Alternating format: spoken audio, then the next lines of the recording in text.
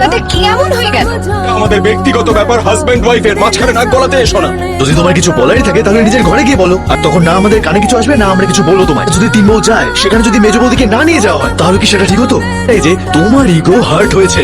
আরো এক্ষুনি যাও আর নিজের জিনিসপত্র প্যাক করো। আমি তোমাকে নিয়ে গিয়ে তোমার বাপের বাড়িতে রেখে আসবো। তোমার মতো একটা মেয়ের সঙ্গে না আমি কোনো সম্পর্ক রাখতে চাই না। তো রাখতে হলে আমার নিয়ম, আমার কথা মেনে চলতে হবে, যেটা তুমি করোনি। তোমার বাপের বাড়িতে রেখে আসা ছাড়া আমার কাছে আর কোনো রাস্তা খোলা নেই। এ যাই বলুক না কেন, তো তুমি আমার ওয়াইফ হও, তাই আমার সিদ্ধান্তই শুনবে।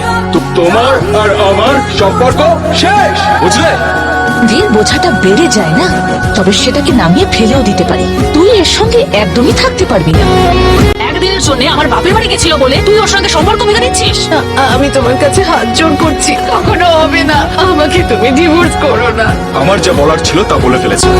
এটা করা তোমার জন্য অত সহজ হবে না বলছো।